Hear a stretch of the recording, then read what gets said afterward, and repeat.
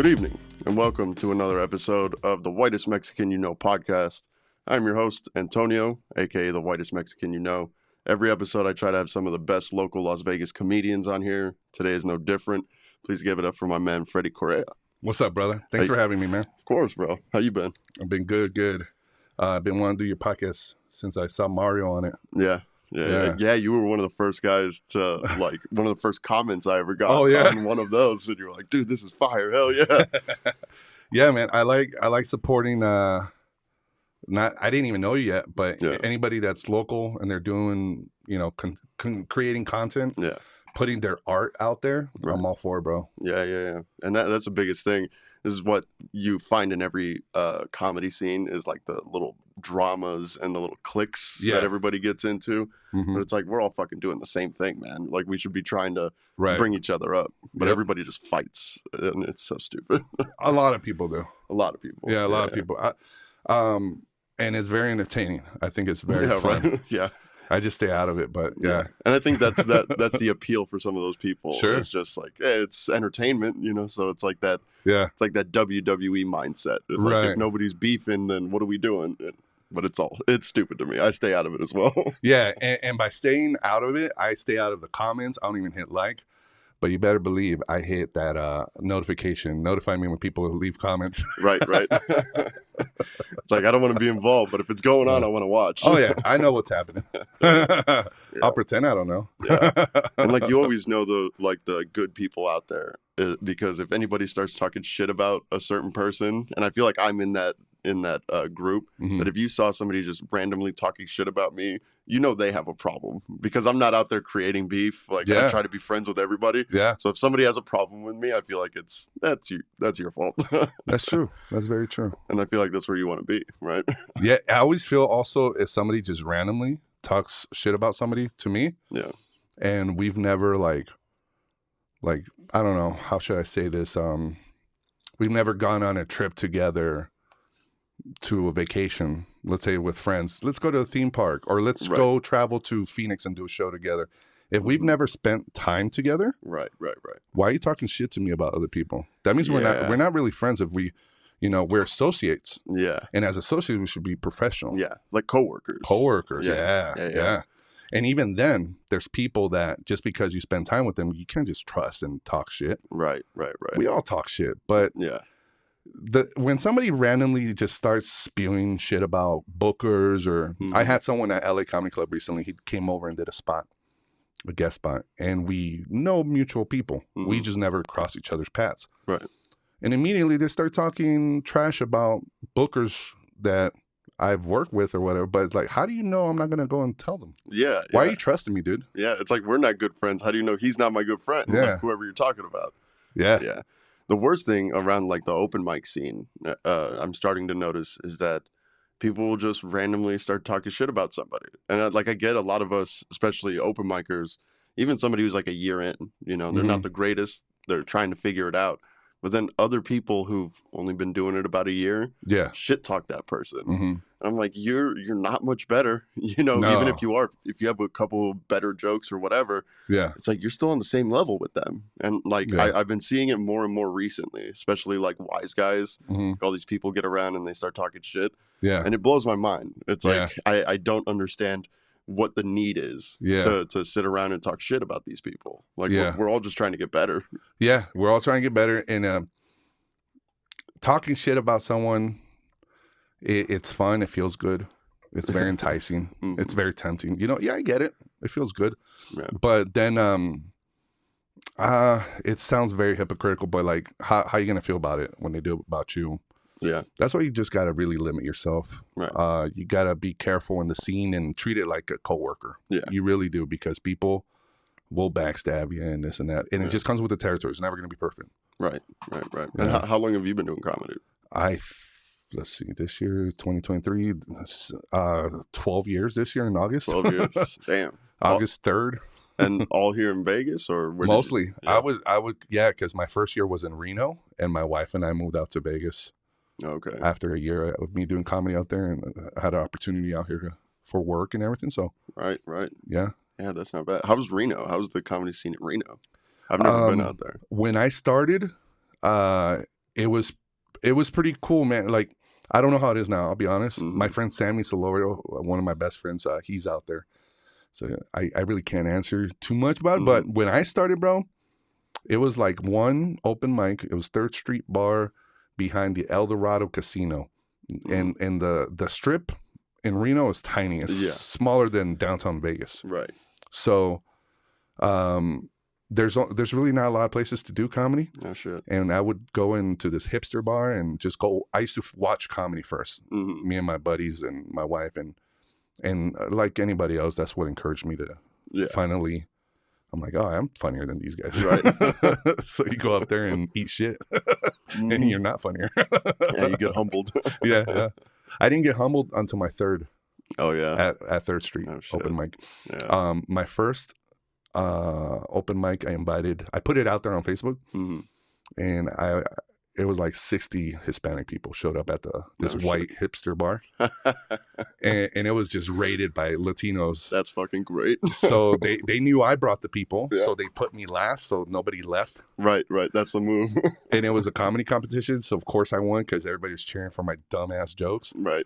Second week, because I won a feature. Should not be featuring my second set. Yeah. And my dumbass thought, all right, I'm going to write a whole new 15 minutes. Damn. So I went out there, did it. Half of the friends showed up. Yeah. The 3rd week, no one showed up but my wife and Sammy. Yeah. And I ate shit. Yep. I was like, oh, this is bombing. Yeah, that's fucking hilarious. Because me, I wasn't that type of person where I wanted to do stand-up my whole life, right? Since I was a little kid. That's cool. Yeah, it's what got me through, bullying and all of this shit was comedy. Yeah. But I was never the class clown. Me either. I was never, I was very socially awkward. I hated public speaking, all of this shit. Yeah. And I just wanted to do it. And so my first time I went to Noreen's over here and went up almost last on the list. I just powered through my shitty jokes or whatever and then got off stage. But I wasn't even worried about any of that. I was like, I got through what I wrote down. Yeah. I did the time, and I actually did it. You know what I mean? And it was like I got that high after that. And I just kept going back. But I bombed for fucking 6 months. Like, for the first 6 months I ever did, it was all bombing. There's a lot of bombing. I've been bombing for 11 years. Yeah. Shit. And I even have my first set ever is on my YouTube channel. Nice. Just That's because, good. Me too. Why not? Yeah, me too. For a while I'm still ashamed of it, but now I'm like, it's funny. If somebody wants to see it, they could see it. And the funny part is that when people watch it or I send them a link because they're interested in seeing what my comedy was, they think it's funny. Really? Some people do. And I'm like, you're being tricked by the laughter. Oh, interesting. Because the people are laughing at setups.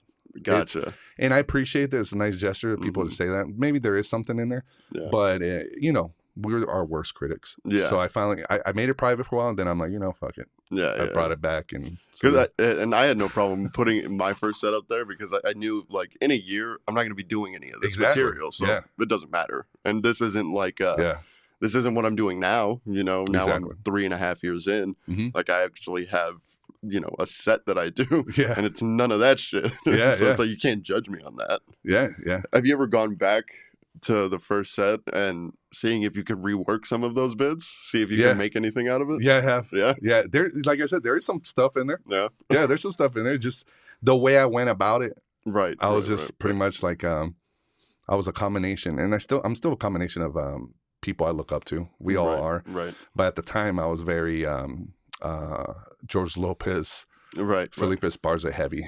Gotcha. Yeah. A lot of Kevin Hart too. A little bit of Kevin Hart. That's funny. But the ideas, there's some there. Yeah. Do you know, like, subject matter, like what you were talking about? Yeah. Of course. I watched my set every night. No, my first misdirection joke was, and it's very easy to do, and it's been done. So, I'll put my shame away. And it's, I was trying to have anal with my girl. Right. And she finally decided to do it. But the misdirection is, it's on me. You probably guessed that yourself, right? Yeah. And So she did it to me. The next day, I cut her dick off. I turned it into a Lorena Bobbitt situation. Right. I turned like she abused me, and but then she took me to McDonald's breakfast before 10:30. Right. So I was happy. This is before they offered all day breakfast at McDonald's. Yeah. So there's a lot of things in there that are definitely dated. Yeah. But then later on in life, listening to comedy radio, I heard Richard, not Richard Jenny, some other comic do it in the 80s. Right. Way better. Yeah. There's another joke that I did about going to the club because you know, have you seen the joke I do about getting roofied at the club? Maybe. Okay. Maybe. So there's a joke where me and my girl got roofied, but before I wrote that one, I had another joke. I didn't like guys hitting on my girl, so we ended up going to a gay bar. The misdirection on that one was I was pretty upset because no gay guys hit on me, and again, it's been done. Yeah. And also in the 80s, and then I had another comic one day, a headliner. When I was a very new comic, say, "Hey, I think you heard me do that joke. I do that joke too." I'm like, "Oh no, I never even heard of you." But look, it's been done before us. Yeah. It's like, don't fight with me about stealing. We bit it off from somebody in the 80s. Yeah. And it's just it's parallel thinking. It's gonna happen. Yeah. And because it is that like they always say like low hanging fruit or whatever. Sure. But like a lot of the stuff in the 80s and early 90s was that type of like, you know, very basic, we all think that we all see this, you know? And I feel like comedy now you have to dig a little bit deeper because a lot of the surface level shit has been done before. Exactly. Like the Jerry Seinfelds and all these guys. It's like, it's kind of hack now, but they were the first one to do it. Yeah, so they're not hacky. Yeah. So that's why, like, that's a good point. It's on the surface already, but they were the first ones to do it. So, like, when I think of people like George Lopez, mad respect to him. Because there's people who try to hate on him and say, oh, he's a hack. No, the people after him were hacks. Exactly. Yeah. Him, Paul Rodriguez, Freddie Prinze Jr., these guys were the pioneers. Yeah. Even Mencia, even though he is known for, you know, what he's known for. But all these guys that came up in the 90s, 80s, 70s, they were the first ones to do it. Yeah. And it's very interesting. I think I might get biblical. I'm not religious, but I used to be. There's a verse in the book of Amos that says there's nothing new under the sun. And it's very true. It's all on the surface already. Yeah. Everything you see, everything that's been done, there's been something done already in some form. Yeah. So the best you could do as a comic now is make it yours and talk about your life. Yeah. And that's what I did right off the bat when I first started was because I was very nervous about stealing other people's material by accident. Yeah. And then also other people taking my material, even though fucking shouldn't have been worried about that a year in. Like nobody's gonna steal my shit. You should. No, that's good. Yeah. But I had that thought. So a lot of this stuff, even to this day, is just talking about me, my life. Because if you try to take that, it's like you didn't live it. I did. It's like I talk about my morphine addiction, you know, when I was young and all of that. If somebody wants to steal that, it's not gonna have the same emotion behind it than I did. Because it happened to you. Yeah. Yeah, that's very true. It's and you know how you say you shouldn't worry about people taking your material. You shouldn't if you're, you know, talking about you shouldn't, but you really should because if you don't, then you're gonna be hacky. Right. So you kind of do have to worry because if you're in hack territory, there's a comic that there was another joke that I did about Trump, and it was very on the surface type of thing. Right. But my take was very like different, but eventually it was done. Gotcha. I found two comics that did it. Yeah. And the same comic that talked to me about the gay joke, that same comic came up with my joke. Yeah. And this is a crazy part, and it comes full circle. Years later, somebody starts telling that guy, "Hey, that joke you're doing about Trump, I've heard Freddy do it." Oh. Like this is the guy that. And then he calls me. I didn't even someone gave him my number. Hey, man, have you been doing this joke and this and that? I'm like, yeah, I have. And he's like, when did you start doing it? I'm like, well, my first recording is when Trump was running for the presidency. I have the audio. And he's like, okay, well, mine, let me send you yours and let me hear yours. And it was slightly kind of. But it was funny that now he's calling me because they're telling him he took my joke. Eventually, I dropped it. Yeah. He didn't. I dropped it because I'm like, fuck it. It's an observational joke, and that's what happens with observational, like especially Seinfeld type of stuff. Right. You know. So. Yeah, and that's the hardest thing, and that's what I try to stay away from. But it's like I only have so many stories. Yeah. You know what I mean, from my life or whatever that I can take this stage. So eventually, I'm gonna have to, step into that more observational shit because I feel like everybody kind of does the social commentary or whatever. Yeah. But I feel like that's when everything gets really hard, is because, like you said, everything's been done before, and so you just have to have a unique take on it. Yeah, have a unique take, and you could do observational, of course, and it just, like for example, this USB hub on the table, we could both sit here and have a writing session. Let's write jokes about it. It's something we're observing. What are we, seeing about it? And we're gonna come up with some similar ideas. Yeah, it's gonna happen. Yeah, it's bound to happen. But here's how you could be original. What is your take? What is your opinion on it? Your opinion is your opinion. Yeah. Your take, your worldview of something is your worldview. Now, if somebody has identical worldviews, that's weird. Yeah. But, Yeah, and that's the whole parallel thinking. It can be similar. It can be similar. But it's you. So you have to carve out that path of why it's so unique to you and your thought process. Yeah, it's like airplane jokes. Yeah. That's always the go-to for hack material. Yeah. Oh, this guy does airplane jokes. He's a road hack or a cruise ship hack or whatever. Yeah.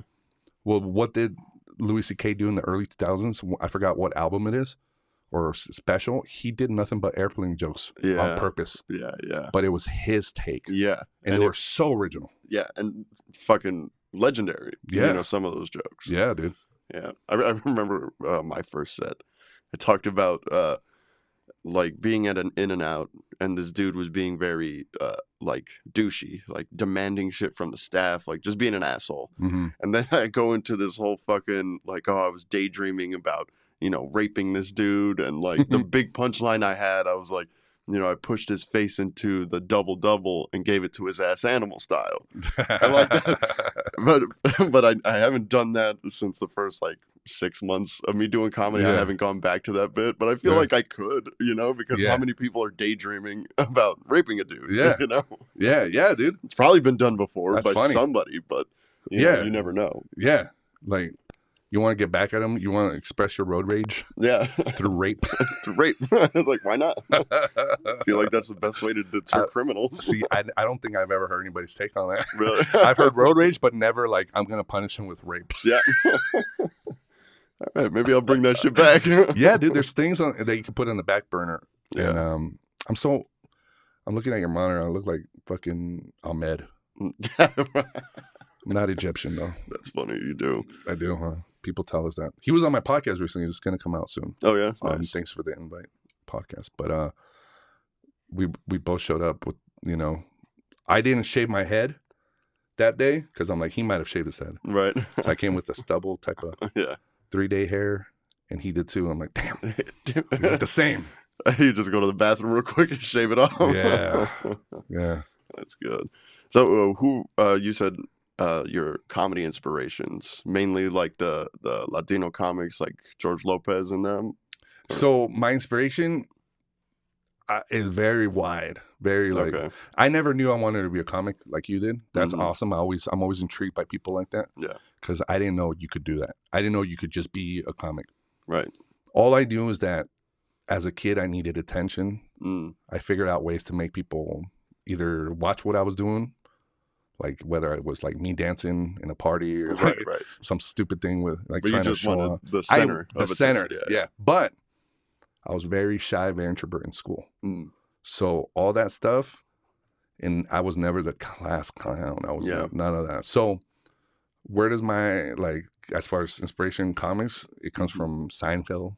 Watching Seinfeld as a kid, the humor on that show was really appealing to me. I was like, man, this is funny. And then I would watch stuff like Family Matters, and it was funny too. But it was like all the kids in the 90s, my age, were watching Boy Meets World, TGI Fridays. Oh, right. I was watching Seinfeld, Mad About You, shit like that. Yeah. And John Leguizamo, watching his stand-up. Yeah. Again, I didn't know you could do that. But I was like, man, this is hilarious. This is cool. The Kings of Comedy, Steve Harvey. Right. D.L. Hughley, all that stuff. So it's very wide. So it's not just Latino. Gotcha. And I think that's what helps me in a way not to be a Latino comic. I'm a comic that happens to be Latino. Yeah, and I'm the same way. It's like, even though I look the way I look, I'm very, white skin and all that, but I never wanted to be pigeonholed into that, because some of my inspirations, like some of the earliest specials I ever watched, was George Lopez and fucking Fluffy and these guys, but I didn't ever want to be that. And it's like, even now when I talk about like my dad, my Mexican dad and stuff like that, I try not to do the accent. Yeah. You know what I mean? Because I feel like every, ethnic comic, they do that. They do an impression of their parents. And I try not to, but it's really hard not to. It's hard not to just go down that road, because you can get good laughs from it. But I don't want that. I don't want the cheap laughter of like, oh, he's just doing a voice. You know what I mean? Yeah, that's true. That's very true. But it does go back to your worldview. Yeah. Now, if you don't want the laughs because of the voice, you're smart about that. You could probably you could definitely come up with something better than you making them laugh without that voice. Right. But if you could do an act out of your dad, who he is, that's who he is. Yeah. It is what it is. So don't let that also pigeonhole you. Right. Be free in your comedy. Yeah. As long as it's your originality. You know what I mean? Like your original material. If your dad has a funny voice or something, fucking do it, man. Yeah. I know there's a lot of ethnic comics that do that. Yeah. And a lot of them, they're going just for that laugh. But if you do it impassively or something like that, focus on the funny parts. The voice ain't so funny. So yeah. And that's why, like, one of the bits that I do now that I won't say like I'm known for, because people don't fucking know me, but it's like after my sets, people usually come up and quote that bit to me, and it's talking about my dad, and because he said this all growing up, because he came to this country when he was 15. Yeah. So all growing up, I would always hear, if he like stumbled over English, he would just go, "Oh, sorry, my English not so good." And he said that my whole fucking childhood, and then so now I've built a bit around that saying. That's of great. Like, my English not so good. Yeah. And how many Mexicans say that? All of them. Yeah. But this is your worldview, your point of view. Yeah. So yeah, that's and cool. It was funny to watch my brothers. Both my brothers watched my stand up for the first time in October, and I went out there and I did that bit, and it was funny because one of the punchlines in there is like, my dad trying to have sex with my mom, and he puts it in her ass first, and she's like, "That's the wrong hole." He's like, "Sorry, my English not so good." Yeah. So they love that, because we grew up with him saying that all the time. But then they remember that day where he did that to your mom. Oh. But when I put that image in their head, they were like, "Dude, it was funny, but fuck you, dude." Like, I was like, "You guys aren't comedians. I have to think about crazy shit like this." And there's things that happen in your childhood, things that happen around you, that sometimes you add to elements into your stand-up. So things that could have happened to your brothers, stories, like sometimes you could deflect it from you to make it happen on your brothers, or vice versa, stuff like that. Right. Yeah. That's cool that your family got to see you. Yeah, it was weird, and it was one of those things where I tried not to focus on them while I was on stage, because if I did, I'd get tripped up. You know what I mean? Oh yeah. Because we all pretty much grew up together. Where did they sit? Did they sit up front? No, kind of like middle back. Good. But it was a fucking open mic when they saw me. So it was like a bunch of comics over here, and then the people that I brought, like right there. Good. Was it at Wise Guys? No, this was in Texas. Oh, you did it in Texas. Yeah, okay. The last time I went and visited them, I took them around. Yeah. But yeah, I couldn't focus on them too much, because I could just hear my brothers in my head going, "You're not funny, fucker." Like, shut up. Yeah. No, it's good that they didn't sit in the front, because there's nothing worse than, it's going to happen. It's happened. Yeah. But when you have people, yeah.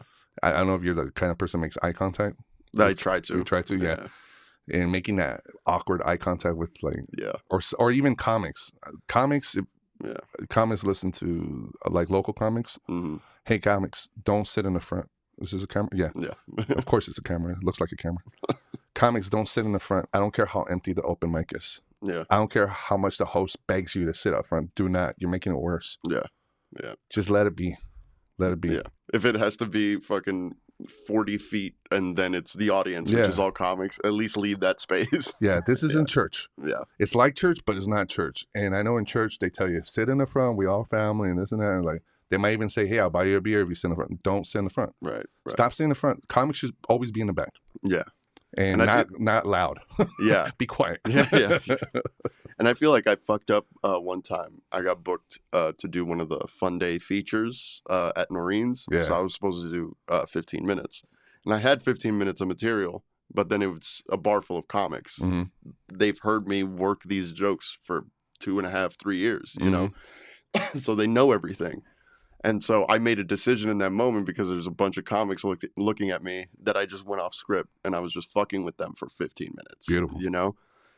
See, I thought it was a good move, but then the person who booked me kind of leaned over to my girlfriend and was like, I'm not going to book him again because he didn't stick to the script.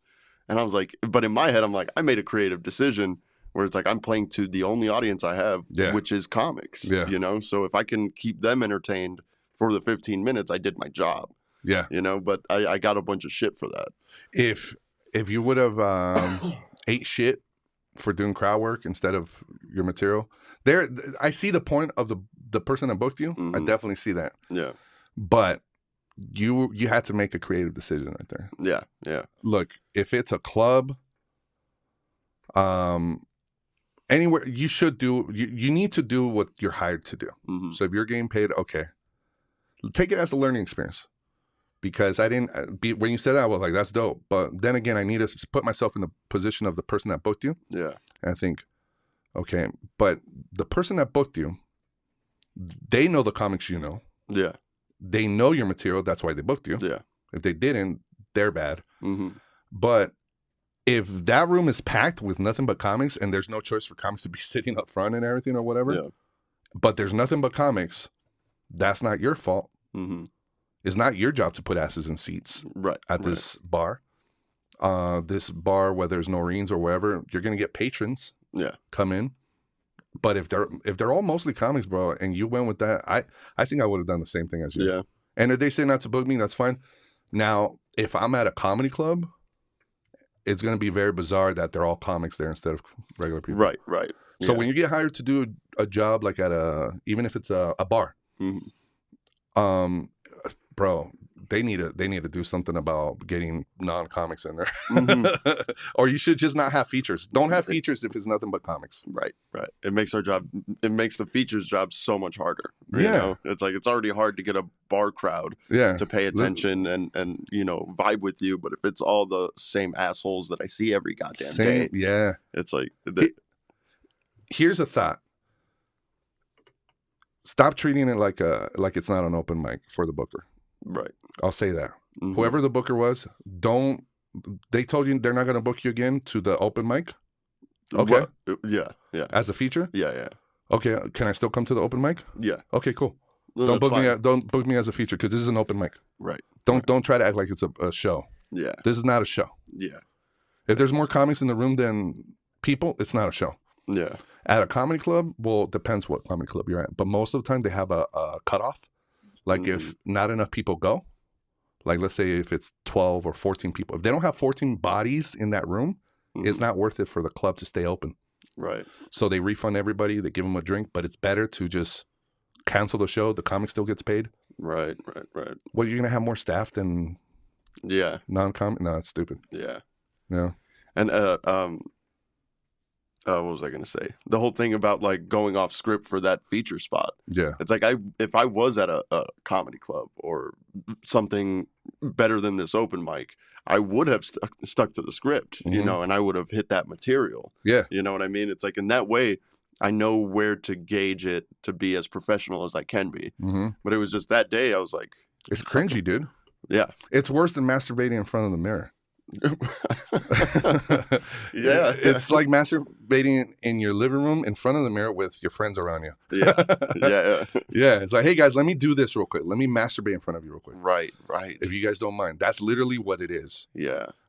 Because at a regular open mic, if you're there with all the guys you know, and we go up there and we're doing new stuff, it's like, you're up there, you're doing new material, you're trying to work it out, and here are your peers, you know, and you're trying to get the feedback.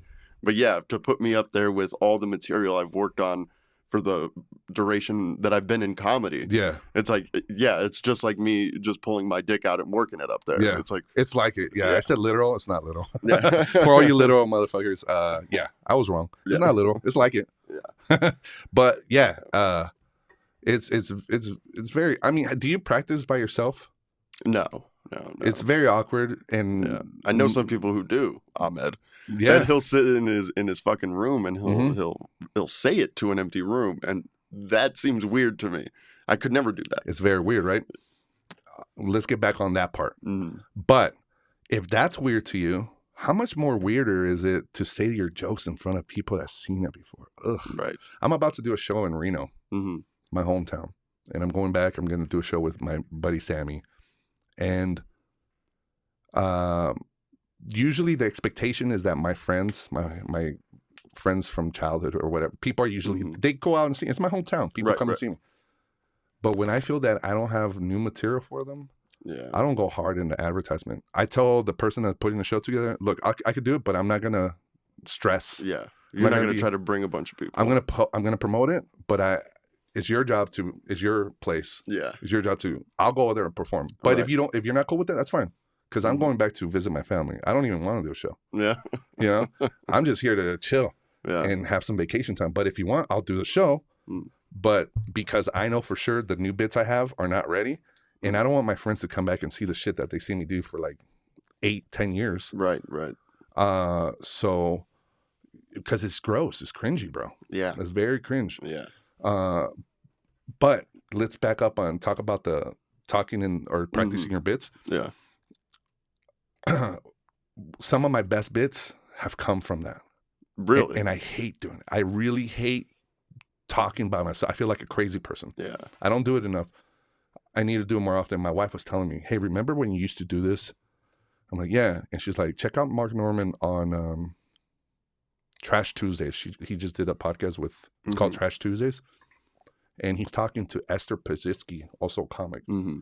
And he's telling him his routine, what he does in the hotel during the day while he's waiting to do a show at nighttime. He walks around with a fucking brush, pretending it's a microphone. That's crazy. That's Mark crazy. Norman, bro. Yeah. He has like 2 Netflix, a bunch of specials, Yeah. maybe 4 or 5. Mm-hmm. But this guy's killing it. He's rising up to the top right now. Why? Yeah. Because he's putting that dedication. Yeah. So if you're gonna masturbate your jokes, Mm-hmm. stop. I'm talking to myself right now. Yeah. Stop being lazy, Freddy. Right. Start masturbating your jokes by yourself. You have to. Yeah, that's interesting. Yeah, man. It's like I want to relate it more to the whole masturbation thing, but in my head, you don't get better at sex because you're jerking off. You see what I'm saying? But you get better at masturbating. Yeah, I You guess. find new ways and new techniques and shit like that. Because like the closest I come to doing that is like if I have a show, like I'm booked on it or whatever, Mhm. and I'm waiting to go up, then I have my notes and I pace around in the back of wherever I am, and I just go over it in my head. Okay.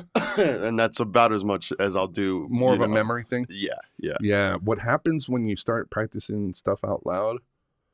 It's very strange, and I might get a little bit too mythical, or what's the word?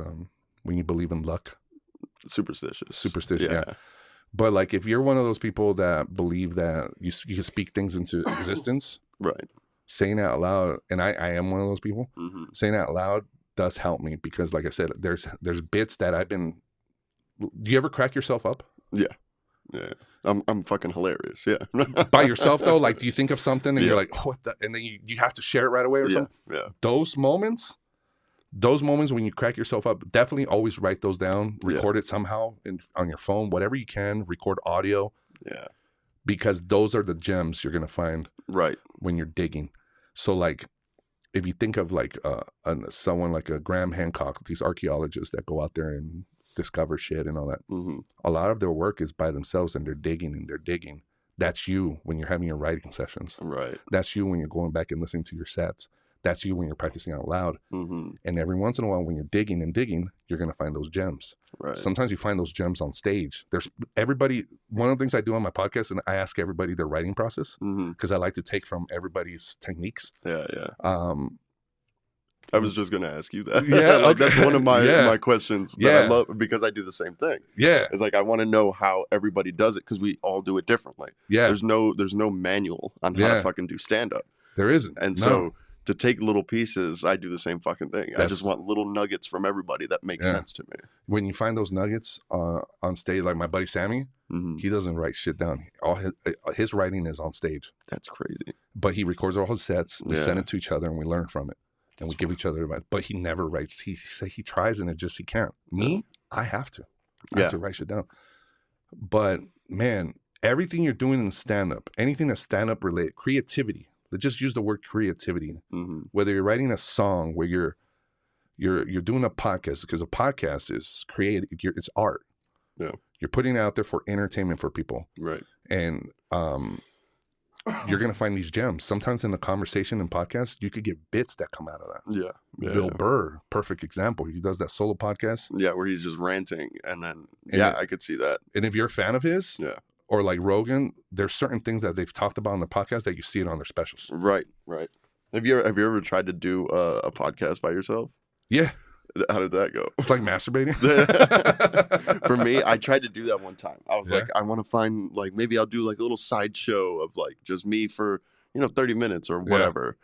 I sat down, I hit record, I had some notes, and then I'm just looking at the camera and I'm like, oh, fuck this. And I just couldn't do it. I was like I would talk for a couple minutes and then I would just like look at this room, it's empty, and I'm staring at this camera. I'm like, I'm a fucking idiot. Like, what the hell am I doing right now? I just can't do it. What? Look, it's not for everybody. Yeah. It takes a certain mind to be able to do it. I mean, look at Rogan, the biggest podcast in the world. Yeah. He hates doing that. He says he can't do it. Yeah. And it makes sense. It makes sense. Not everybody could do it. Yeah. Not everybody could do it. But like what you did right there, where you're like, man, look at these walls, I'm just here by my. Say it out loud. Yeah. Do what you did at that Noreen, or was it Noreen's, or yeah. Go off script, bro, and just record it. See what happens. Never know. Yeah, I get that. And so when you do write, because this is usually with people who actually physically write down, because I have notebooks, so I have to handwrite everything. Yeah. It just helps with a memory thing that I need to do. But I have to write out everything word for word, like exactly how I want to say it on stage. And then I'll take it to stage and things will change. Yeah. I'll change up words. But then when I do change the words, I write it all out Rewrite again. it, Yeah. Is that similar to you? That's it. Very similar. Very similar. When I'm going to do a brand new joke, I like to do it word by word. And it never comes out word by word. Yeah. The other night when I went up after you, I wrote down these jokes I wanted to talk about, like my viewpoint on people using the N-word. Right. Such an original topic, right? It's never been done before. Never. Yeah, I don't think I've ever heard somebody. As the pioneer of this, I wrote it down word for word, and I go up there. I didn't do nothing. Yeah. If anything, I touched on the bullet points. Right.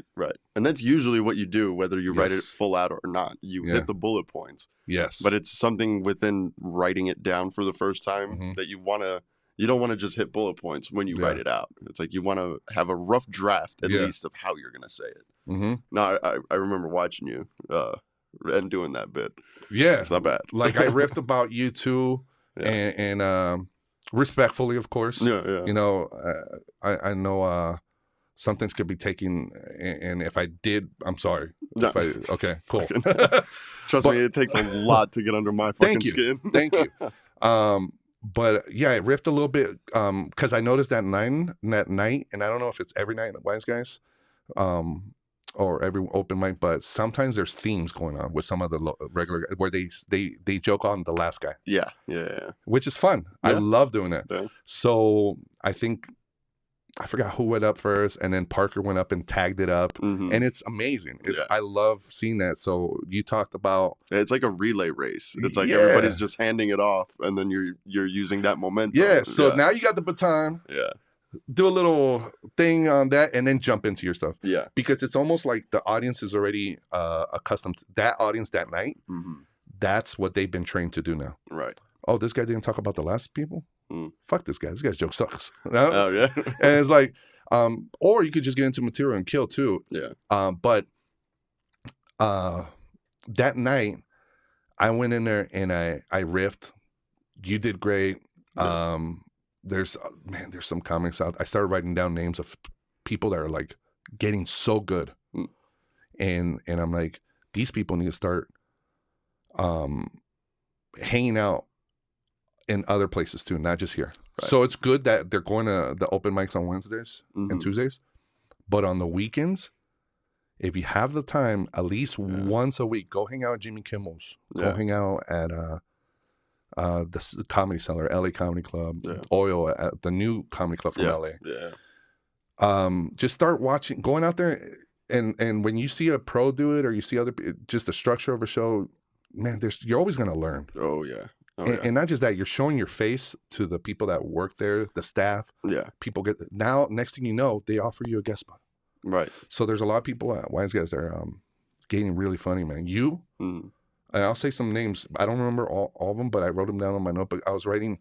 You did great. You have great bits. Mario Sanchez is very funny. Yeah. Not just on stage, like off the cuff. Yeah. He's so funny. He's really good. And that's the thing. He'll like do a couple bits, and then he always goes off script a little bit. Yeah. And then like fucking around with people, and it's always worked so well for him. He's fucking quick. I like it. Bro, I was so amazed by him. And I told him too. I was amazed that night that he did a roast battle. I don't know if you were there, but he wasn't part of the lineup. Oh, yeah, I heard about this. I wasn't there, but he like just got kind of thrown up there. Yeah, because somebody was missing, and he jumped in, and he ended up winning 2 battles. That's fucking crazy. This guy didn't even prepare, bro. Yeah. That's off the top of his head, this guy. Yeah. He was doing that night that you and me went up. Mm-hmm. He was doing material, and somehow he got distracted, and then he started picking on some people, and it was hilarious. Yeah, yeah. It was so fun. There were some people with their helmets. He's like making fun of them bike helmets. Yeah. And somebody had long hair. He made fun of their long, and he has long hair. Yeah. He's making fun of his ponytail, dude. Yeah.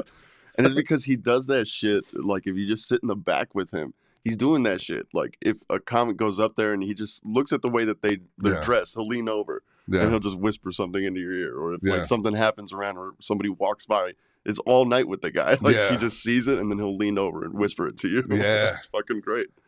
I was never that funny when I was a year or two into it, bro. I'm not even fucking that funny, motherfucker. Yeah, it's good to have that mentality too, and that's the thing about Mario. Mario has a mentality. He's a very humble person. Yeah. So he knows where he's at. Right. Ahmed's like that too. As far as like he knows that he only has like Ahmed. I forgot what the number of minutes he has, but he was very realistic. Yeah. And when I talk to other people, they're like, "Yeah, I got about 25 right now, 30." Yeah. And how much solid though? About 20. No. I've been doing 12 years, and I know I'm not as advanced as the people started. I'm always in the back. I'm a late bloomer. Yeah. I'm always in the back. If you see me in a 5K, I'm in the back. Yeah. So, but not even me. I can't tell you I have 20 minutes, because if I did, I'll be doing feature work on the road or whatever. You know, right. Well, you need a little bit more, definitely more than that. But you know what I mean, right?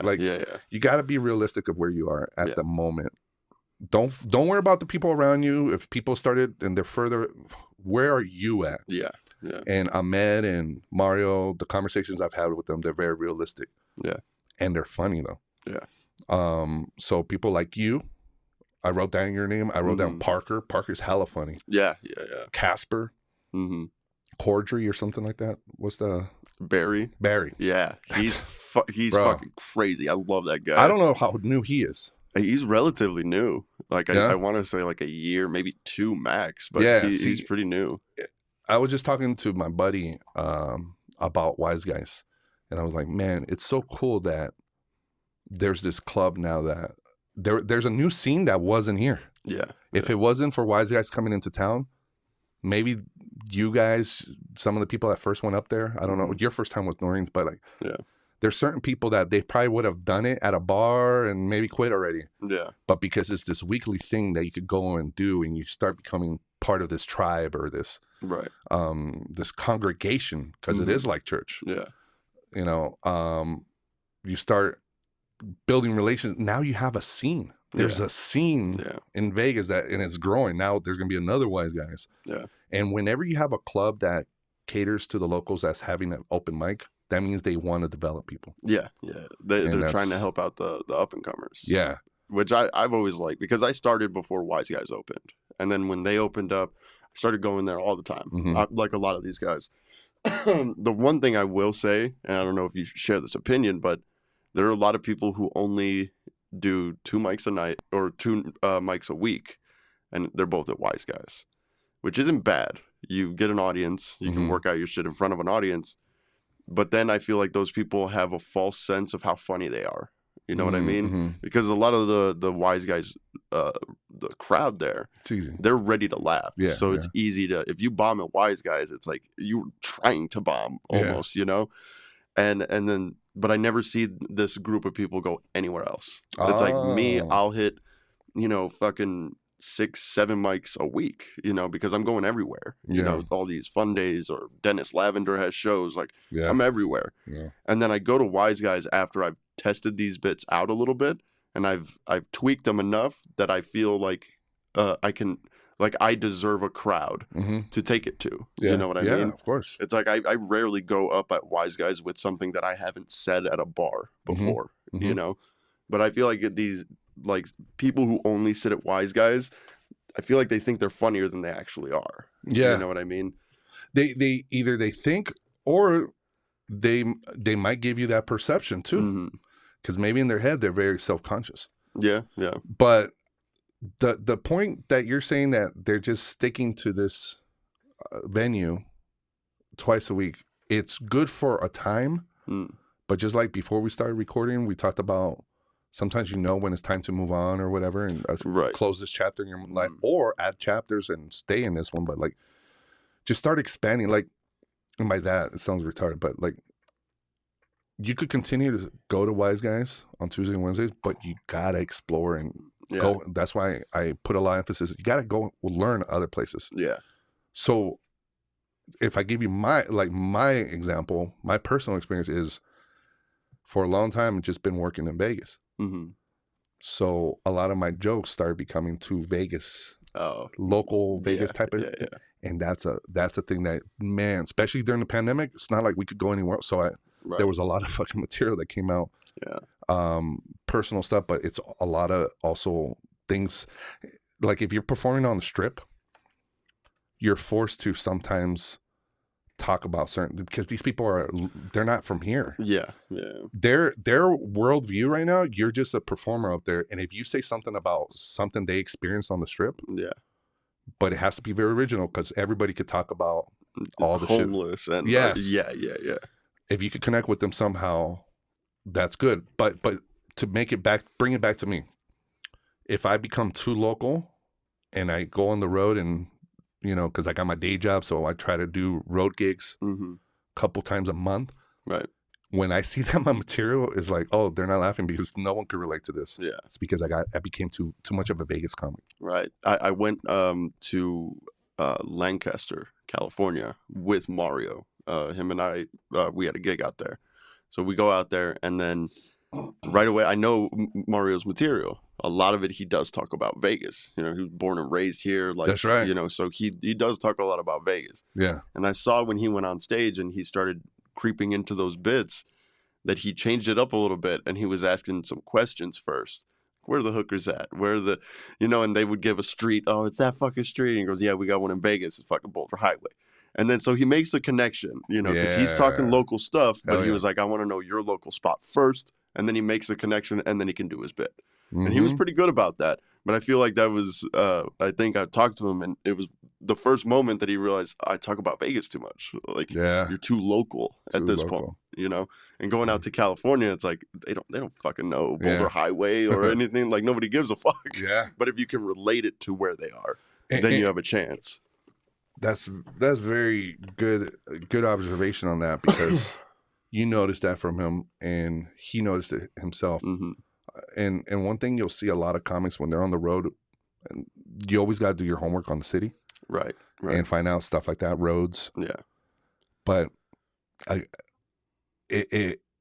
somebody that sees these comics come in and out every week, And that's why you gotta be very original. Try your best to be original, because the comic that came in before you did the same joke about the same. It's a trick to try to get them to connect. Yeah. So the way Mario did it, it's great because he applied it to his jokes. Yeah. Yeah. And sometimes instead of talking to the crowd about where's this, you could do that homework before. Yeah. Yeah. Do your homework before that. Right. And then it'll help connect. One of the things about performing in Vegas is that if you're doing it out of the Strip, those Boulder Highway jokes, Tropicana, certain jokes, these tourists, if you're performing on a Strip, on the club on the Vegas Strip, they don't venture out to those places. No, so they have no idea either. Right. So one of the things that has helped me performing in clubs on the Strip is that I've learned how to be more universal. Right. I'll put it like this, kind of like learning how to create a joke that could be relatable to somebody that came from Australia, right? Somebody that came from Chicago, and someone that came from Canada. Yeah. So when you're doing a show on a club on the Strip, that means that you're making your job is to try to make everybody in there laugh. And the moment you get too local, even in Vegas, if you get too local, you're gonna isolate the tourists. Yeah, don't know what the fuck you're talking about. Right. But then it's that balance, because then I go on the road and I get too touristy jokes. Yeah, and then they're like, I don't know what the fuck you're talking about. I don't know nothing about Fremont Street. Right. What the fuck's Fremont Street? Yeah. And like that's what I learned about going out to like Texas and then Arizona. Yeah, is that when a group of people, like an audience, hear that I'm out of Vegas, like I'm a comic, because they always introduce me like that when I go out. They go, oh, this guy's coming from Vegas or whatever. He's a Vegas comic. And then so now I have to talk about Vegas, because to a lot of people who don't live here, they see it as this fucking, oh, it's crazy, it's gambling and hookers and this, that, and the other. So I have to address it in some way. You do. Yeah. But it can't be, like you said, so local. And so I have a whole strip club story. I went missing for 18 hours. Like, it was a whole thing. And it's a good bit, and it works because that's what an audience expects a Vegas story to be. You know? And so it works that way. Yeah, that's great. And everybody has a strip club in their town. Yeah. Even if it's like at a house. Someone's running something. Some kind of brothel. Yeah. So before we wrap this up, because we're getting to there, one question that I like to ask everybody is what is your most memorable bomb that you've ever had? Just a time on stage where you ate a dick, but it's the one that sticks in your head the most. Oh, I got a good one for you. Can I take a piss? Yeah. Okay. I can just pause this real quick. Thank you. I felt better. Like I said, I was just going to power fuck it through it. Yeah, dude. No, I used to do that, but no. Yeah. I find myself, I'm 40 now, and maybe I'm too young to be doing this, but I find myself leaking sometimes. Right? That's fucking funny. I just start leaking. You ever, like piss, and then you're done, and you know where I'm going with, right? Yeah, you pull everything up and a little bit squeaks out. Yeah, at the end. Yeah. So with me, it's a lot. A lot squeaks sound. Like where were you? Yeah, it's not a drop. Like I was standing over there for 10 minutes afterward. Yeah, it's a good shot glass. It's like an ounce and a half. Goddamn. Yeah, I think it feels that way. But yeah. Worst bomb, you said. Memorable? Most memorable. All right, so I told you about bombing for 11 years. I bomb a lot, and it's a good thing. You get better. Those are the ones you remember. And I have so many, bro. I'm going to go with one that happened at Skankfest. Okay.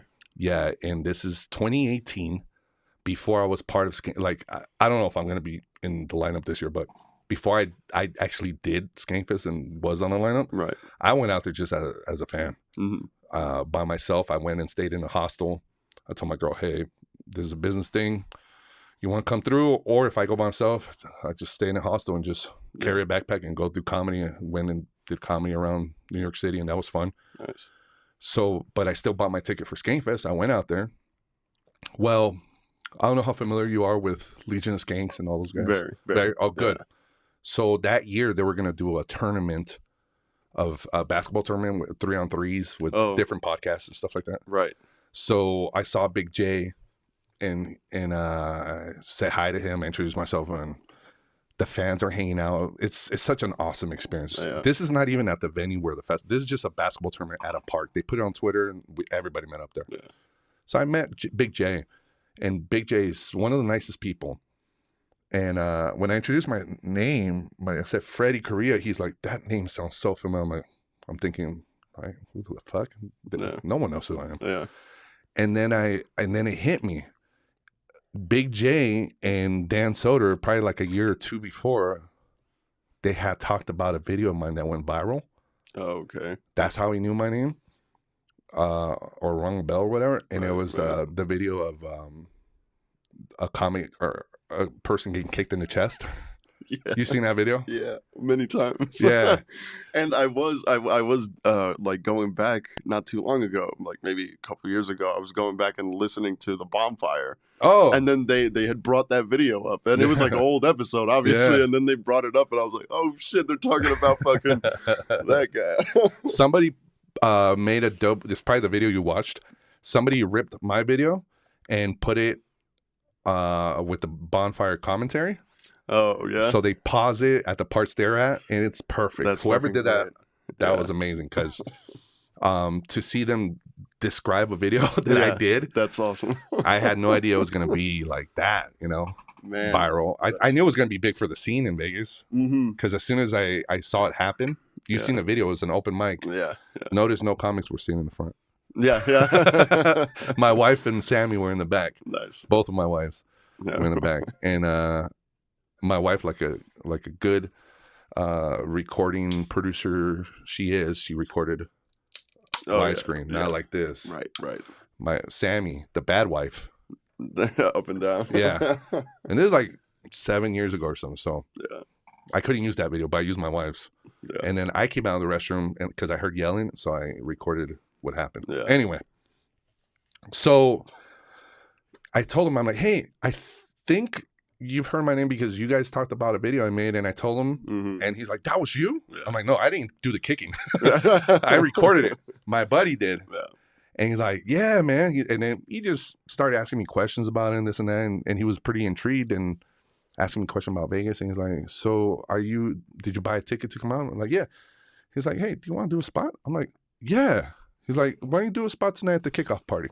And he looks over to Christine, his fiance. Yeah. Hey, put him on the show tonight. And I got super excited, bro. Yeah. I'm like, whoa.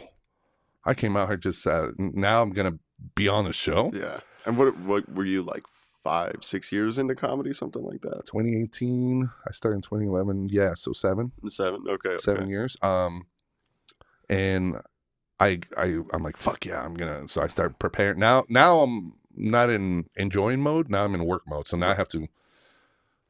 Now I get the nerves. Yeah. The anxiety starts coming, and I start writing down my list of jokes and this and that. And we're at the Creek in the Cave in New York, and the kickoff party. There's Steve Renazizi, Ari Shafir, Kim Condon, Big J, all the regulars. Yeah. And then some up and comers towards the end. And I'm like, I'm on this lineup? Holy That's shit. fucking crazy. So it's packed. You know what? I just remembered halfway through this story that it is a bomb story because I'm all happy for you. I'm like, dude, this is going to be fucking dope. Dude, that sounds amazing. I was like, oh, I remember the question I asked you, though. Oh, this is going to get bad. Oh, yeah. All right. It does sound pretty like chirpy and everything. Yeah. It is. It's like... That's fucking amazing. That's like it is a dream. If I got that, that opportunity, I'd be shitting myself. I mean, it started off as a sunny day. Mm-hmm. It was a beautiful day. And I'm walking through the streets of New York thinking, I made it. Yeah. This is how corny. This is how corny I am, bro. I started listening to Frank Sinatra. Right. It was in New York. Yeah. If I can make it anywhere. If I can make it here, I can make it anywhere. All I can see is you with your hands up listening to that Times Square, and you're just like spinning around. Yeah, dude. Yeah. So I was ready, bro. And it gets better. Yeah. Because then I'm at the kickoff party at the Creek in the Cave downstairs. It used to be a big room upstairs, little room downstairs with an arcade and all that stuff. It's packed. This place is super packed. Somebody comes up to me and it's like, he recognizes me. And I get, whenever you get recognized, it's always fun. I mean, if you got an ego, right? Because we all have like that attention. Oh, yeah. So someone's like, hey, isn't your name blah, blah, blah? And I'm like, yeah. It's like, and then, but when I looked at them, I'm like, oh, wait a minute. This is an old coworker. Oh. It's not, they don't know me from comedy. That's funny. You're like, see, I knew it. I made it. Oh, it's you? Fuck off. Yeah, it was my buddy Stacy, who I haven't hung out or even, I never even got close to him. It was just a coworker at the time. Yeah. Since then, we've been close now. But so my friend Stacy, when I see his face, immediately I'm like, Stacy Gomez. And then he like, Freddy, and I'm like, yeah, how you been? And what are you doing here? What are you doing here? And he's like, I listen to Legion's Kings. I'm a fan. I'm like, me too. And I'm actually on this show tonight. He's like, what? You do comedy? I'm like, yeah, That's I'm a awesome. comic. So here I'm like, you know, showing off my feathers. Yeah, I'm a comic, dude. Yeah, man, that's cool you're here. Yeah. I'm actually going to perform here. Yeah. I'm big time now, bitch. Yeah, dude. And it was just so bizarre to see somebody in New York City from Reno, Nevada. Right. We're probably the only ones. Him and his friends, his wife. Yeah. That's it.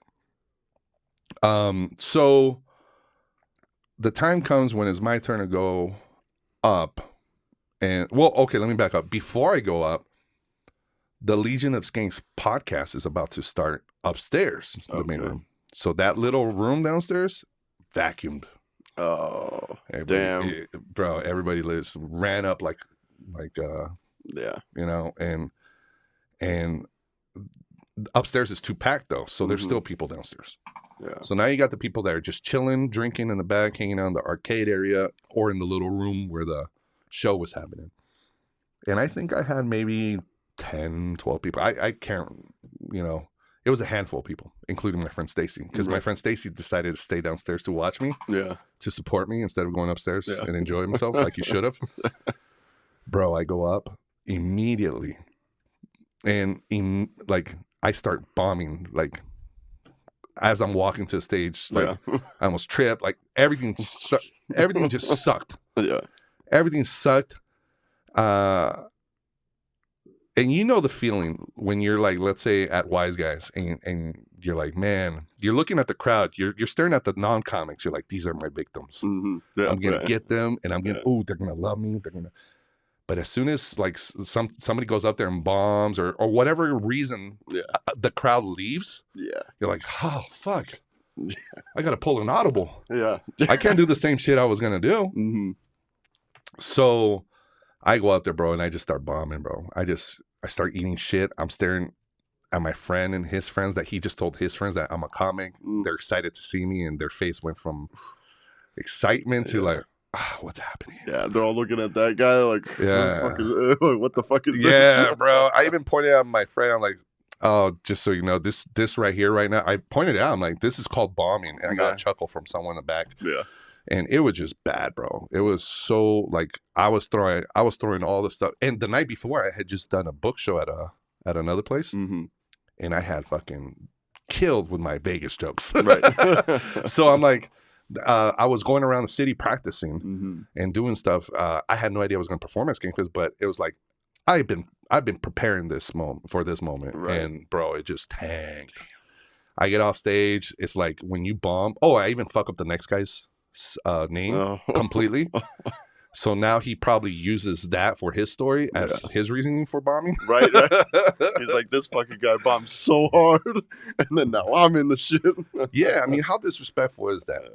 I go up there, I bomb, and then I don't even say his name right. Yeah, that's disrespectful. Yeah, that's my bad. Yeah, but he bombed too, so I'm out there, and then I feel that stink. The bombing, like I smell like shit because my friends, they're just like trying to be nice, and then some other people in the crowd, and next thing you know is like it's all good.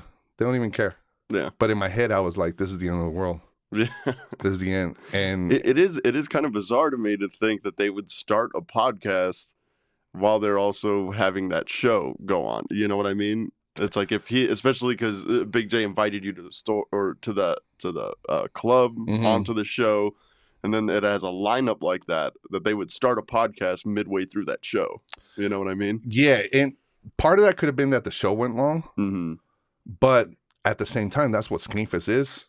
It's just a bunch of shit going on. You have shit going on at the same time. Right. However, this was the kickoff party, so it wasn't even the venue where the main Skankfest was going to be. The main Skankfest had 3 stages, so you could bounce anywhere. You could go to a podcast, go to a roast, go back downstairs to watch something else, watch people getting tattooed. Yeah, there's so much activities going on. Yeah, so it is weird, but that's their setup. Yeah. So if anything, you know what I should have done, looking back, I should have probably did what you did. I should have gone off script. Yeah, I really should have just like. The moment I see the joke, the thing is that when a joke's not working, you got to figure out what joke will. You start pulling audibles, and that's why they say it takes a long time to be a good comic. Yeah, and you know, I've seen people that have been doing it way longer than me, or even not as long, but people know already. They're way more advanced than me, and they would have done something different to handle that. Yeah. Me, I turned into like a puppy with his tail between his legs. Yeah, and I freaked out. Yeah, it's the inexperience. Yeah. So my buddy, during the rest of the Skankfest, I thought it was going to be, you know, terrible. I felt it was like, you know, people have talked about this on stage, but like when you say bye to somebody and then continue walking down the same aisle with them, fuck, this is awkward. It's like, yeah, you just bombed and now you're around everybody. Yeah, who just saw you do that. Yeah. But the cool thing about Skankfest, and not just my buddy, but like even the people that were in the audience, I saw them throughout the festival. Yeah. Everybody was super cool with me. Everybody like, don't sweat it, dude. Who cares? Yeah. No one cared. No one. In my head, I thought it was the end of the world. No one gave a shit about it. Yeah. And eventually, I went back and redeemed myself as a part of the lineup. Yeah. And it was a great learning experience. Right. And I'm very thankful for it. So to me, that's one of the most memorable because it was like I was on cloud 9. Next thing you know, I'm in Hades. I'm in hell. Yeah. Mentally. It could switch that quickly. I was so pissed, bro. When I went back to my hostel, there was a dude banging a chick. and I snitched on him. Fuck this guy. Like, everybody could get it, bro. Fuck the world. I went out with my rage, bro. Nobody's having a good time today. Yeah, I said, you ain't fucking. You know, I was like listening in on the wall. And like, oh, well, I forgot to tell you, my hostel was an upgraded hostel. So I had walls. Oh, okay. I didn't have a ceiling, though. Oh, it's like little cubicles. It was like a cubicle. Yeah. So, and it was a pretty tall ceiling, or the walls were pretty tall, like 14, 15 feet, but you could hear everything. Yeah. So, yeah, this dude was fucking, and I secretly called the front desk. That's fucking fun. Yeah, 3 in the morning. What, are you not allowed to fuck in hostels? Not at this hostel. Really? Yeah. So, yeah, you're not supposed to have, like, if you stay in the upgraded rooms, it's just you. It's one bed, just you.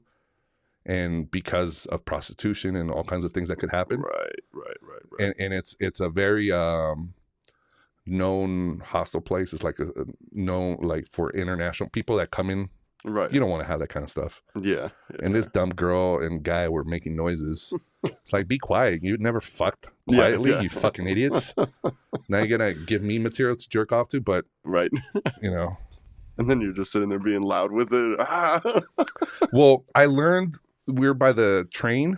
So I learned every couple, like I knew when the train was going to come by. So I timed it right. But these dumbasses. Oh, right. The reason I because after they were done, they were like just like hanging out, just joking around and laughing. I'm like, what the fuck? Yeah. It's like, it's time to go to bed. I came, you guys came. Why are you guys still doing this? Yeah. So that's why I snitched on them. Yeah. They got kicked out. This Polish lady comes upstairs, kicks them out. And then actually, I think it was the girl that snuck the guy in because she snuck him back in and I called again. Yeah. They waited like half hour. Say, I'll go in first and then you go in. Like, nah. They had no idea the guy next door. You were just sitting there waiting for them to fuck up again. Yeah. And they're never going to expect a bald Mexican to be the snitch. You know? That's funny. Dude, that's the type of shit. Did you ever read that book, Sam Talent, Running the Light? No. I love Sam Talent though. Dude, It's great. that book is fucking amazing. I've read it many times over. It's on audio too, right? On audio as well. Yeah. I'm a stupid person. I need audio. Oh, I'm dyslexic. I need it Okay. as well. Good. I try to read it just to make myself feel better, but a lot of times I have my headphone in listening to it and just pretending that I'm reading. Yeah. But that book is so fucking amazing because it's all about like an old road comic. Like a guy who's been in it fucking 20 years, still has to do the road and like all this fucking crazy shit, you know, that he's getting into, you know, but he's like on the that's why it's called running the light. It's like he's running the light of his career, you know, and he's just in the, you know, the end of it. He's tired of it. And it's all these stories, you know, about him, and it's all fictional, you know, but what I love about it is the crazy shit that you get into when you travel for comedy. Yeah. It's like even that story about being in this hostel and this couple's fucking and you're snitching on them. It's like I look at that type of shit with such like envy because I love crazy shit like that. You know, I love weird experiences. This is why I love fucking Vegas. I love being in Vegas because crazy shit happens every day here. Yeah. You know, and my girl, I mean, my girl's tired of it already. And she's a little bit like nervous about me because she knows I love that shit. And so if I start going on the road,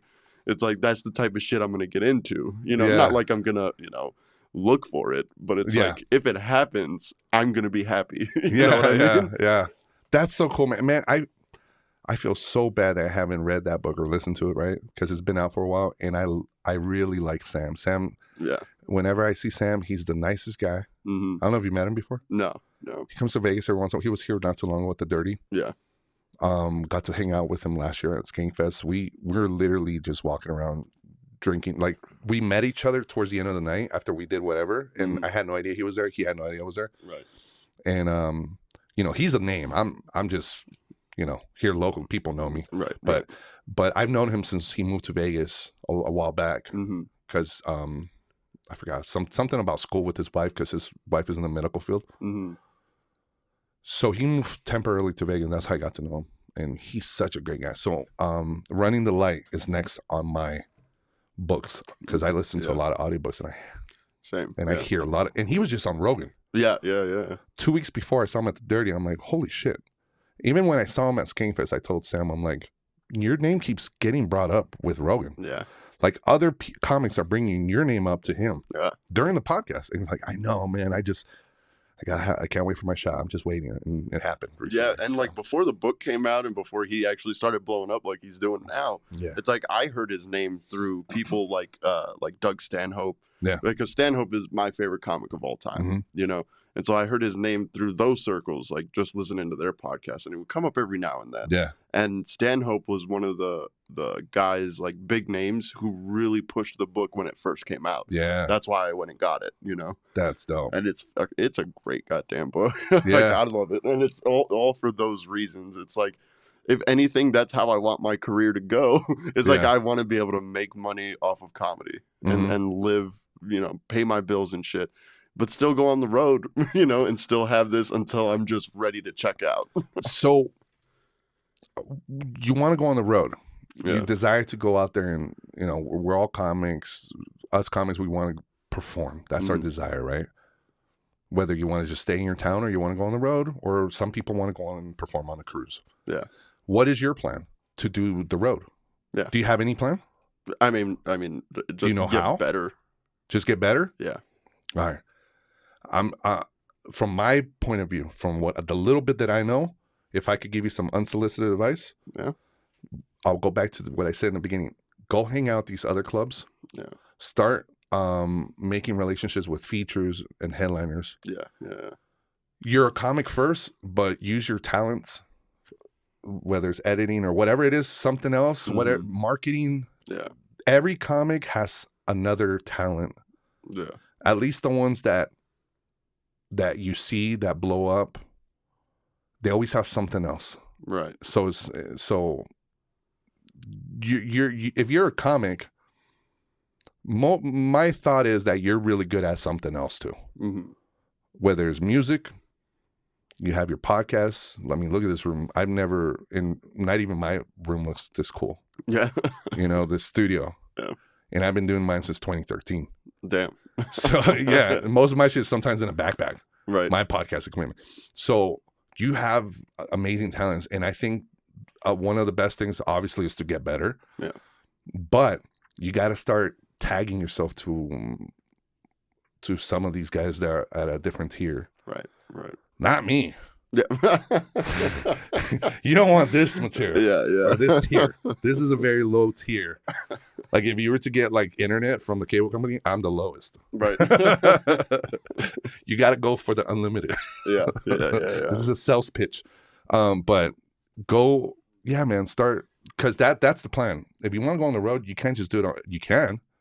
You could just do bar gigs on the road or whatever. But if you get to meet someone and you click with them, offer, and this advice goes to any comic out there listening, that if you have photography skills, anything, offer that stuff. And your payment, if the comic that you're working for is a good person, they're not just gonna give you stage time as your reward. Right. So you, as the comic that's you're on your way up, sometimes you might have to just take in stage time or whatever. Yeah. But you have to draw the line at one point, because you got to be real careful. Comics, Felipe Esparza has this awesome term. I don't know who created it, but he uses this a lot.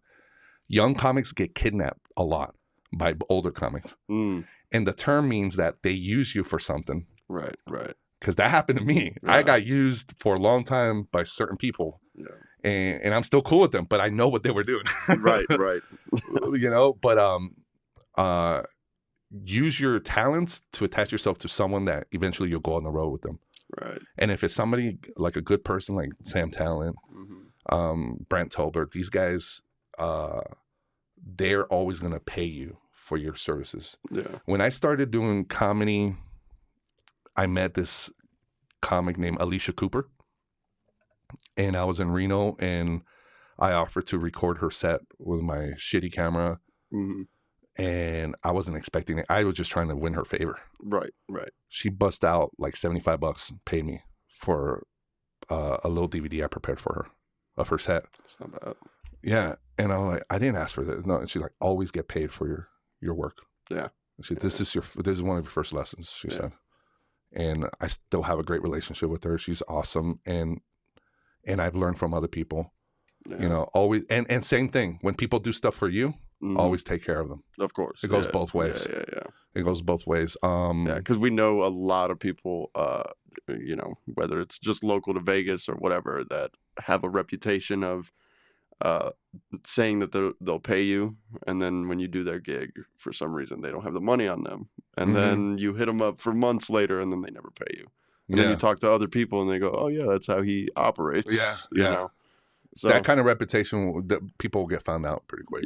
Yeah. You do that, and it's going to happen. But that's a good plan, to try to get out there on the road. First of all, you want to get better.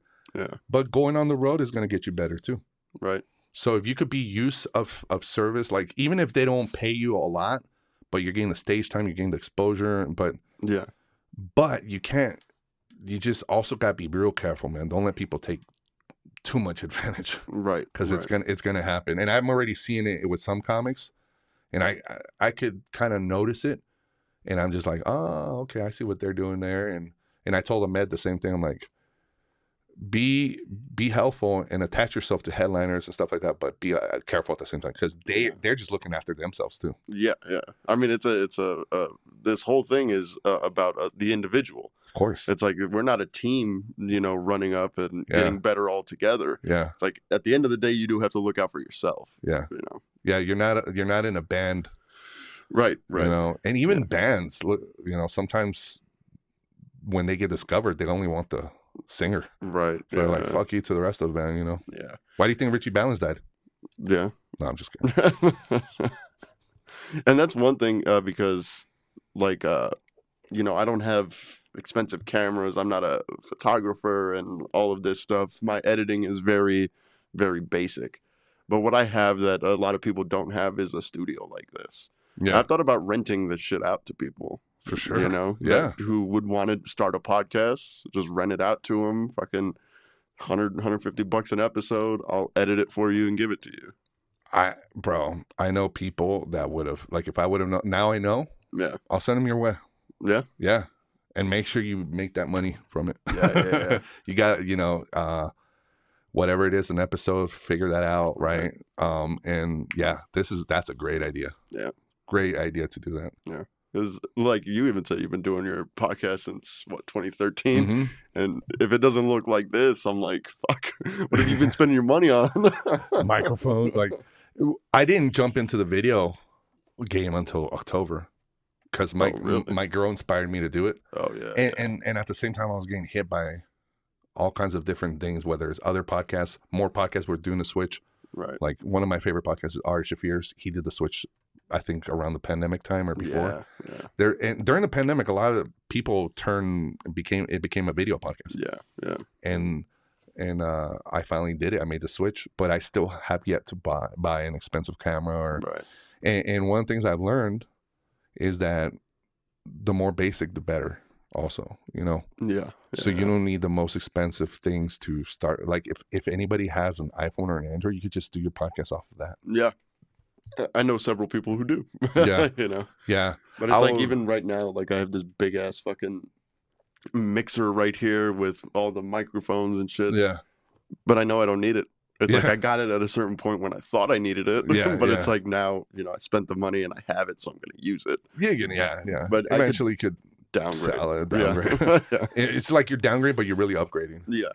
Because then you find out that a Zoom is a mixer and a recorder and everything. So like then you could use different things. But yeah. I've had a studio here and there, but it's always been just me on the backpacking. Right. But now with video, now I bring a tripod in my iPhone, so that's the video portion of it. Now I'm syncing my audio with the video. Yeah. Doing the claps. Yeah. And with all of this, it's like, it looks decent, like professional or whatever. But if you take a harder look at anything in here, you could see how I've rigged it up. And it's like, this isn't a real tripod, but it holds my camera. Mm-hmm. And like all this shit, I have this that's great, man. Glued under here. Yeah. Bro, you have something that, like fuck the technology and all that. You have this. Yeah. If you could rig something like your stands and all that stuff, bro, you could do so much. Yeah. And I know we're wrapping up, but there's something I had in mind because of what we talked about before recording was the podcast that you have already, all the episodes. Take advantage of the time you have to promote yourself. Right. I was listening, and I'll send you a link to this episode of a podcast I heard. And this guy, he's a booker, and he's giving the perspective. You're going to get the perspective of the business side of comedy, the commerce, versus the comedy part. Because a lot of us think it's just about getting good in comedy. And there's a lot of good comics. Yeah. And there's a lot of good comics that are not working. Right. And the reason they're not working is because they're not good at commerce, the business side of it. Yeah. So you having a podcast is already a good start. It's a great start for your business. Right. Because you got to look at your podcast like a business, right? Yeah. Eventually you could get sponsors. You could get them now. Yeah. All you have to do is ask. You go to any local restaurant and just ask them, and they'll hook you up with a free meal or whatever. Like you promote them and anything, like start getting sponsors. Yeah. And everything I'm telling you, I'm giving myself the advice because I need to do that. Yeah. More. But this podcast I was listening to, this guy's like, he's telling the guy that has the podcast, he's like, you have content already. Right now, the way people are getting discovered is no longer by agents moving to Hollywood or New York. Yeah. And waiting for that right opportunity. The opportunity right now is in your hands. Right. The world we live in is so different. 10 years ago, it's different. How old are you? 20, almost 28. 20. Okay, so you've noticed a huge difference just in 10 years. Yeah. When you were 18, it was just a whole different world. Yeah. Now you have TikTok and all these little clips and people blowing up. And there's a lot of people putting a lot of shit sets on TikTok of like their crowd work, and it sounds like they're in a fucking cave. Right. And look, if you're not gonna put up your comedy, like if you're trying to do the reels and all that, and you don't have a hot mic, you're wasting your time. Right. No one's gonna listen to your shit. It's garbage. It sounds like garbage. Subtitles ain't gonna help it. Yeah. Especially if you're starting up. A lot of people, you see them doing it online is the people that not only are they already pros, they're doing crowd work and they're pros. Yeah. Your shitty crowd work about, I don't know, whatever it's not going to compare to Andrew Schultz and all that stuff. Right. I understand people are doing it. So this is where I'm getting at. You have a podcast. Mm-hmm. You have content on the internet. You said you've done 3-hour episodes. Mm-hmm. This is going to be almost like the oral masturbation, Mm-hmm. where you're like just masturbating your jokes. Yeah. You're going to have to, and this is, you have a choice. You don't have to do this, but you're going to have to go through your podcast, like a 3-hour or 1 hour, doesn't matter. Find content and make clips out of that. Yeah. Forget about doing your clips of your stand-up and all that. That comes when you get good. Yeah. Even the people that are good and they're pros, they're not doing that. Some of them are. Yeah. So if the guy goes on this episode and he tells the host, he's like, you need to start posting 6 times a day. I'm like, I'm not going to post 6. There's no way. Yeah. I have a full-time job and there's no way I could do that. Mm-hmm. You see people like Ahmed, they're doing it, and he's doing it such a creative way, because what he's doing, he just putting out so much content on his YouTube shorts that he's getting all these subscribers. Yeah. He's building up his channel. Yeah. So yeah, man, your podcast, start repurposing your content. Right. All the content you have already, repurpose it. Yeah. Put those don't use the Instagram subtitles. Fuck that. Buy an app that's like $10. Mm-hmm. Use nicer subtitles. Edit your little 30-second to a minute clips. It doesn't have to be perfect. Just put it out. Start putting it out there, because no one's going to discover your podcast if it's not because of you. Right. And that's the biggest thing. And like my first step into trying to get to what you're talking about, and really getting it all out there, is first I have to be very consistent first in recording and uploading, because I've been doing this podcast for maybe a year, and you're my 21st guest in a year. Yeah. I should have way more by now. You know what I mean? But I took months off, and I'm on the same boat. Yeah. And I would fuck up. And even a recent one I recorded in April, I didn't upload it until like a week ago, and it's like just getting back into the consistency of everything is what I need first. And this is why, like, right now my podcast is booked through mid-May, is because right away when I realized how much I was fucking up, I was like, all right, let me get all these guests. Let me force myself to do all of this, and then work on it. Yeah. I got to fucking, like you were talking to yourself to the camera earlier. It's like, stop fucking being lazy. Yeah. And that's my same fucking problem. That's one of the things you have to work for yourself. You're your own employee, and put yourself to work. And there's gatekeepers. Obviously there's powerful people out there. Yeah. But for you to get an audience, you're the gatekeeper. Yeah. Now there's no, I need to go through an agent. I need to get a manager. Yeah. Going on the road, again, I'm gonna send you this podcast, and I forget the name, so I'm gonna have to look through it. But it's very powerful. I've listened to it twice. The name of the podcast is Hot Breath. I forget the guest. I've heard of that before. I don't know the host name, but he's dope. He does a lot of like comedy help type of thing. Yeah. He interviews a lot. He's interviewed Mark Norman and Philip Esparza. Like, there's people that he really dives in, and he's a great host. And I feel terrible. I don't know his name, but it's a powerful Hot Breath. I've definitely heard of. I've heard of it. I've probably seen like a clip or two. Because it was decently big.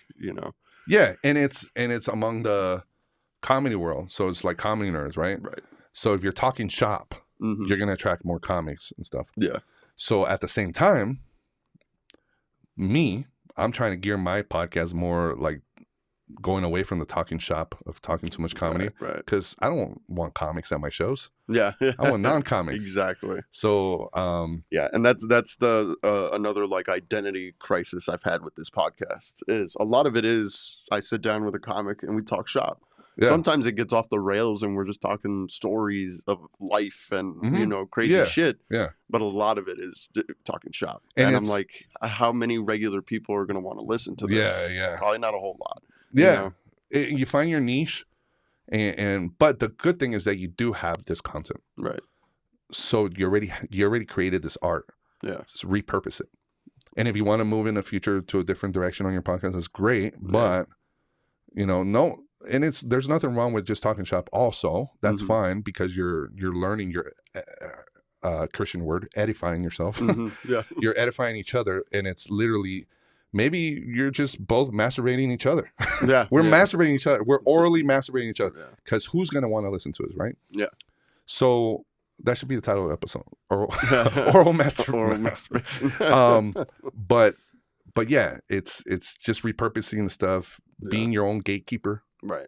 Yeah, definitely, bro. Yeah.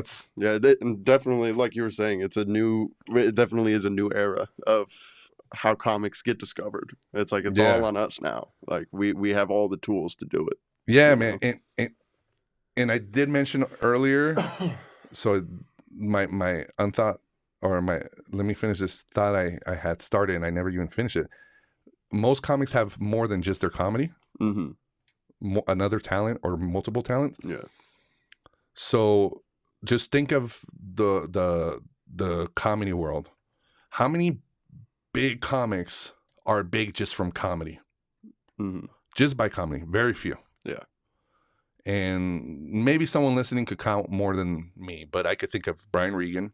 Right. He's never done the Hollywood route. Yeah. I think he did a Netflix show at one point, but he's always been pure comedy. His audience is pure.